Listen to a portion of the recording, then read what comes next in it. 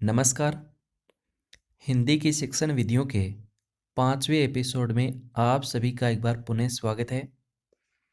आज के इस वीडियो में हम बात करेंगे शिक्षण क्या होता है, शिक्षण विधियां किसे कहते हैं और शिक्षण प्रक्रिया क्या होती है। इनसे पहले वाले वीडियो में मैंने आपको भाषा के बारे में बताया था। भाषा क्या होती है, भाषा के रूप क्या होते हैं, भाषा के बिंब कितने होते हैं, ये सारी चीज़ें हमने पहले वाले वीडियो में डिस्कस कर चुके हैं। आइए समझते हैं शिक्षण के बारे में। सबसे पहले है शिक्षण। सीखने व सिखाने की प्रक्रिया को शिक्षण कहा जाता है। इस वीडियो के माध्यम से मैं आपको कुछ ना कुछ सिखा रहा हूँ। आप इस वीडियो के माध्यम से भी कुछ ना कुछ ज़रूर सीखेंगे। कहने का मतलब ये है कि आपके और मेरे बीच ये जो एक बॉन्ड है, ये जो एक प्रोसेस है, वो एक शिक्षण है कि आप मेरे से कुछ ना कुछ सीखेंगे, मैं आपसे कुछ ना कुछ सीखूंगा। आपके और मेरे बीच ये जो रास्ता है, ये जो प्रक्रिया है, ये क्या है? शिक्षण है। इससे अगर आगे मैं बात करूं तो शिक्षण एक उद्देश्यपूर्ण प्रक्रिया है जिसका क्रियान्वयन पूर्व निर्धारित उद्देश्यों की अधिकतम प्राप्ति के लिए किया जाता है।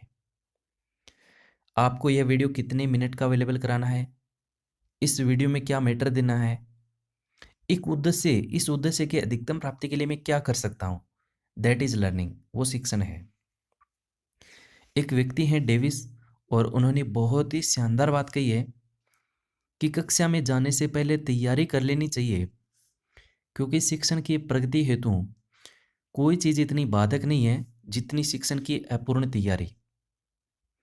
बच्चा बच्चे की प्रगति क्या होगी, इससे पहले ये जरूरी है कि बच्चे को पढ़ाना क्या है, हमारी रणनीति क्या है, तैयारी क्या है, ये चीज़ इंपॉर्टेंट है। आप रीट की तैयारी कर रहे हैं, सब लोग कह रहे हैं कि मैं रीट की तैयारी कर रहा हूँ, मैं रीट की तैयारी कर रहा हूँ। नो, आप रीट की तैयारी कर रहे हैं, इससे पहले ये जरूरी है कि आपकी रणनीति कैसी है, आपको कितने समय में सिलेबस पूरा करना है, क्या पढ़ना है, अंतिम समय में क्या पढ़ना है, क्या छोड़ना है, किसको कितना टाइम देना है, ये है शिक्षण। एक व्यक्ति हैं एलन जैक्सन। कई बार प्रश्न पूछा जाता है एलन जैक्सन ने शिक्षण की कितनी अवस्थाएं बताई हैं। इन्होंने 3 अवस्थाओं का जिक्र किया है। सबसे पहले शिक्षण पूर्व अवस्था, पहले की अवस्था, जिसको हम तैयारी व नियोजन की अवस्था कह सकते हैं। एक होती है शिक्षणगत अवस्था, जिसको हम कह सकते हैं शिक्षण की अवस्था। तीसरी होती है शिक्षण होने के बाद, यानी शिक्षण उपरांत अवस्था, जिसको हम पुनरावृत्ति या मूल्यांकन की अवस्था कहते हैं। तो 4 ऑप्शन डाल दिए जाए और इनमें से ये डाल दिया जाए और ये पूछा जाए कि इनमें से जो एलन जंक्शन है, इन्होंने शिक्षण की कौन सी अवस्था नहीं बताई है, तो आप थोड़ा सा इनको ध्यान रखिएगा।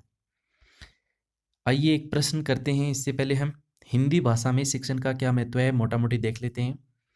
यह एक अभिव्यक्ति का सरलतम माध्यम है, ठीक बात। ज्ञानार्जन का सरलतम माध्यम है, ठीक है। बालक के व्यक्तित्व का विकास होता है, पॉजिटिव बात, ठीक है। यह राष्ट्रीय एकता का आधार है, इससे सामाजिक संगठनों एवं संस्कृति को बढ़ावा मिलता है। ये सारी चीज़ें आप जानते हैं, कोई मोटी बात है नहीं। प्रश्न करते हैं। एक बार प्रश्न पूछा गया था कि भाषा शिक्षण के संदर्भ में किसी शिक्षक के लिए क्या महत्वपूर्ण है। सर्वाधिक महत्वपूर्ण की बात की है, सर्वाधिक महत्वपूर्ण, यानी चारों ठीक है लेकिन इनमें सबसे ठीक कौन सा है। ऐसे प्रश्न आए हैं, ऐसे ही प्रश्न भविष्य में बनेंगे। पहला है पाठ्यचर्या सहगामी क्रियाओं का आयोजन करवाना। दूसरा है भाषा प्रयोग के अधिक अवसर प्रदान करना। तीसरा है निर्धारित पाठ्यक्रम को पूरा करना। चौथा है परीक्षा का आयोजन करवाना। अब आपको ये पढ़ना है कि प्रश्न क्या कह रहा है। प्रश्न में ये पूछा है कि भाषा शिक्षण के संदर्भ में, भाषा शिक्षण के संदर्भ में टीचर के लिए सबसे ज़्यादा जरूरी क्या है। तो यहाँ पर ऑप्शन नंबर 2 बिल्कुल साफ दे रखा है कि भाषा के प्रयोग के अधिक से अधिक अवसर उपलब्ध कराइए, बच्चों को अधिक से अधिक अवसर दीजिए। ये है ऑप्शन नंबर 2 इसका सही उत्तर। शिक्षण विधि क्या होती है। शिक्षण विधि एक ही लाइन में मैं आपको बताऊं तो पढ़ाने के जो तरीके होते हैं वो शिक्षण विधि हैं। क्या है समझते हैं। देखिए, एक शिक्षक पूर्व निर्धारित उद्देश्यों की अधिकतम प्राप्ति के लिए अपनी विषय वस्तु को प्रस्तुति अपनी विषय वस्तु की प्रस्तुति को प्रभावी बनाने के लिए तरीकों को काम में लेता है, और ये तरीके क्या कहलाते हैं? शिक्षण विधियां कहलाते हैं। बच्चे को कैसे पढ़ाना है, मैं आपको वीडियो अवेलेबल करा रहा हूँ, तो इस वीडियो का कंटेंट है वो किस प्रकार से आपको समझाना है, कौन सा तरीका मुझे काम में लेना है, वो क्या है? शिक्षण विधि है। शिक्षण विधियाँ शिक्षण अधिगम प्रक्रिया को प्रभावी बनाने का साधन है, इफेक्टिव बनाती हैं, ये कोई बताने की भी आवश्यकता नहीं है। जॉन डेवी ने क्या कहा? शिक्षण विधि वह तरीका है जिसके द्वारा इस पठन सामग्री को व्यवस्थित करके निष्कर्षों को प्राप्त करते हैं। रिजल्ट मिलता है किनसे? शिक्षण विधियों से। ये बात कही है जॉन डेवी ने, निष्कर्षों की बात की है। एक और व्यक्ति हैं वेस्ले। शिक्षण पद्धति शिक्षक द्वारा संचालित वह क्रिया है जिसके द्वारा विद्यार्थियों को ज्ञान की प्राप्ति होती है।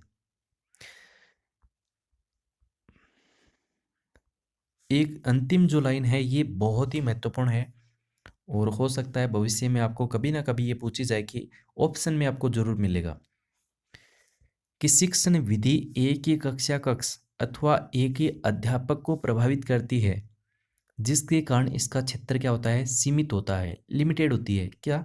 शिक्षण विधि। जबकि शिक्षण प्रणाली यानी जो टीचिंग सिस्टम है वो पूरे विद्यालय को प्रभावित करता है, जिसके कारण इसका क्षेत्र क्या होता है? व्यापक होता है। ये चीज़ आपको पता होनी चाहिए। तो ये आज की अपनी क्लास थी। उम्मीद करता हूँ आपको बेहतर से बेहतर चीज़ें समझ में आई होगी। हमने भाषा के बारे में बात कर ली, हमने आपको शिक्षण के बारे में अवगत करा दिया। धीरे धीरे हम आगे की ओर बढ़ रहे हैं। अगला जो हमारी क्लास होगी वो होगी भाषा के बाद हमने शिक्षण की बात शिक्षण बता दिया आपको, शिक्षण विधि क्या होते हैं ये चीज़ें मैंने बता दी।